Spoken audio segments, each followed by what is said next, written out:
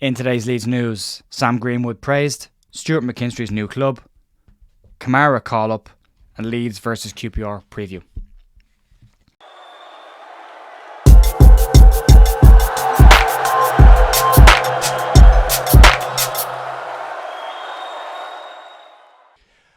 Morning folks, Jer here at The View on Wednesday the 4th of October with your Leeds United news. Not a massive amount going around today.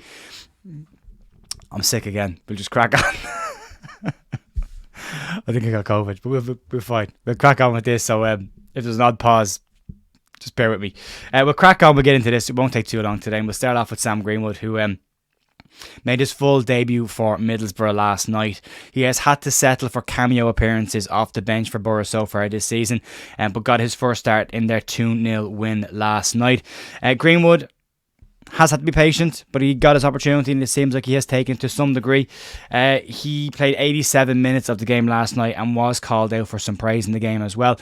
It should also be said that Gazette, who did call him out for praise, gave him a 7 out of 10 for his overall performance in the game.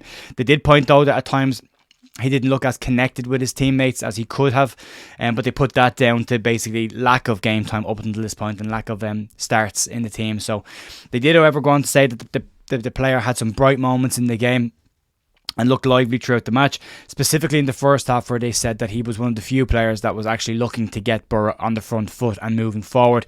A bit of a lightning run the first half for them and trying to get that team going. Borough have 2 wins in a row now, 3 this season, but it's a bit of momentum for Borough, which we saw Michael Carrick's side pick up last season when he took over around about this stage last season as well, finishing just outside the playoffs. It's great for Sam Greenwood that he's getting active minutes.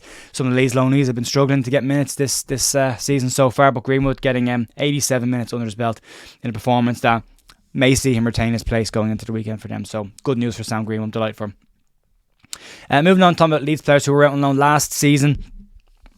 I had a bit of a tougher time. Stuart McInstry has finally confirmed a new club after his release from Leeds United after an unsuccessful loan move at Motherwell last season. McInstry went back to Motherwell, his home club, last season on loan from Leeds and started really, really well there for them, scoring a couple of goals and being mentioned as one of their key players early in the season. That started to turn south about halfway through the season. McInstry struggled to get into the side from the second half of the season on. At the end of the season, they didn't take up the option to keep the player. Leeds released him. And there was some interest in the player from around the leagues, but up until now, nothing has happened. Well, yesterday it was confirmed that Scottish second-tier side Queen's Park have picked up the option on Stuart McInstry and he has agreed to sign for the club. However, he has turned down some exciting moves that he could have gone for. Wrexham were very interested in the player. Ryan Reynolds and Rob McElhenney's side were said to be very keen on bringing the 21-year-old winger to the club, but he decided against that. There was also interest from Forest Green Rovers in the player as well, but again, the player has decided to sign for Scottish second-tier side Queen's Park, who have not started the season particularly well. I don't think they've won any games in their opening 10. So it'll be an uphill challenge for McInstry once he gets going there. But great to see him with a club now and back up in his native Scotland, and hopefully it goes very well for him there. Moving on, let's talk about some international call-ups. We heard some underage call-ups yesterday. Well, we've now got another one for the first team. Glenn Kamara will leave Leeds during the international break, and as he's been called up to the Finnish international side. Kamara has been called up for Finland's games against Kazakhstan and Slovenia during the international break. So, continuation of his international form there would be good for him as well. And, outside of one bad game for Leeds, he's done quite well. It'll be interesting to see if he plays tonight, though. But that's that. That's pretty much it in terms of news. There really isn't a whole lot going around, but we are going to do a match preview. So if you want to stick with us, we're back in 2 secs with a match preview. Okay, so Leeds versus QPR. This is a big game Wednesday night. It's a big game in terms of getting Leeds back on track and making sure that gap between Leeds and the top few teams doesn't increase. And a game against a QPR side who are expected to come and sit against Leeds. And Leeds will have to break that one down. We have seen Leeds outside of Sheffield Wednesday. We have seen Leeds struggle at times to break down a low block. We wouldn't expect a huge amount more from QPR tonight, but they have to win as well.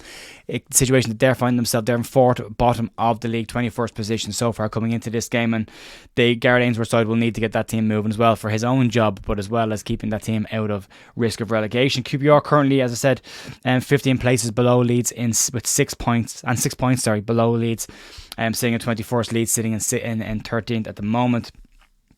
That's wrong.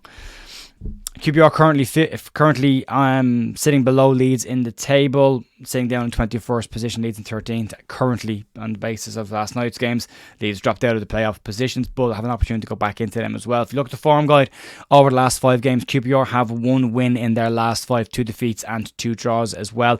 Leeds, 2 wins in that same spell of time, 5 games, 2 wins, 2 draws and 1 defeat. Both sides come into this game, both on the back of a defeat. So both sides will be looking to remedy that as they come into the game. In terms of goal threat and scoring, QPR have managed 8 goals so far in 9 games this season, conceding 15 goals, which gives them a goal difference of -7. So scoring less, not scoring more than a goal a game, and conceding more than a goal a game, nearly 2 goals a game, puts them in a tricky position. Leeds come into the game scoring 14 goals in their 9 games so far and conceding 10. Leeds with a +4 goal difference. Positive results tonight could see Leeds jump to 5th or 6th place in the table, depending on goals scored.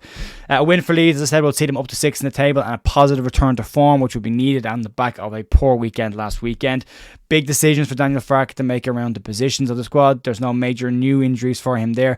Question mark will be about returning Joe Rodon into the side. What he does with Liam Cooper, the positions of Chris Somerville and Dan James, and does Jaden Anthony come into the play, and also then the possibility of rotating the 2 strikers around Georgina Rutter, Joel Pirro, as well as Pat Bamford in the mix there as well. So options for Leeds tonight. Will he stay with the team that underperformed at the weekend, give them an opportunity to remedy it, or will he change things and bring in fresh players? He's got some big decisions tonight. QPR win could see them move out of the bottom 4 up to 17th in the table and get them moving again, but Leeds will want to have a positive result and get back in the playoff positions at least after this game.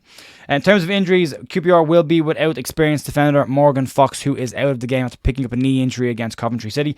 They do have some returning players. Jimmy Dunn returns to the squad after being out for a spell with an injury. He was an ever-present in their side last season, as well as Jack Colback is also set to return, the former Sunderland Newcastle player. Good midfielder, very good midfielder, Jack Colback. He comes back into play there as well. Players to watch out for, obviously, Ilias Chair is a player that Leeds were interested during the summer as well. A very good player. They have options up front as well, QPR, because they can score goals. There are goals in that team as well if they hit the mark.